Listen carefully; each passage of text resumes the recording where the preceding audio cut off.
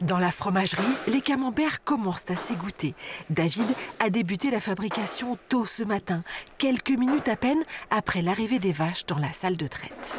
La traite commence à 7 h, donc je me place mon tuyau au niveau de ma cuve et j'attends que le lait arrive et je commence à travailler avec le lait frais directement de la traite du matin. Car pour faire du bon fromage, il n'y a pas de secret, il faut du bon lait et celui de la ferme varie au fil des jours. En fonction du temps, en fonction des vaches, de l'alimentation, des saisons, ça change continuellement. Seul un petit chemin sépare la fromagerie de la prairie. Pour diversifier ses revenus, Luc Geffreau rêvait de circuits courts. Il a fait très court. Je transformais déjà dans ma cuisine mon lait pour faire du fromage pour moi-même.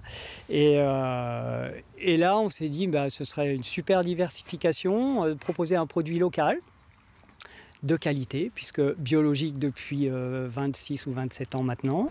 Pour faire du bon fromage, il faut donc du bon lait. Et pour faire du bon lait, il faut de la bonne herbe. Cela tombe bien, en Bretagne, elle est suffisamment arrosée pour bien pousser. On a presque tout le temps de l'herbe. D'ailleurs, là, on est fin décembre. Elles sont toujours au pâturage et elles vont sortir tous les jours tant que le temps le permet. S'il pleut trop, on va les garder au chaud. On va être sympa, mais autrement, elles adorent sortir. Aujourd'hui, la moitié du lait de la ferme est transformé en fromage. Son camembert et sa meule de Bretagne viennent d'être récompensés au concours international de Lyon. Ça fait quand même du sens de pouvoir faire du bon fromage ailleurs que dans les montagnes. En Bretagne aussi, on est capable de faire quand même du bon fromage, donc c'est sympa. En 2020, dans la région, 325 fermes transformaient ainsi une partie de leur lait.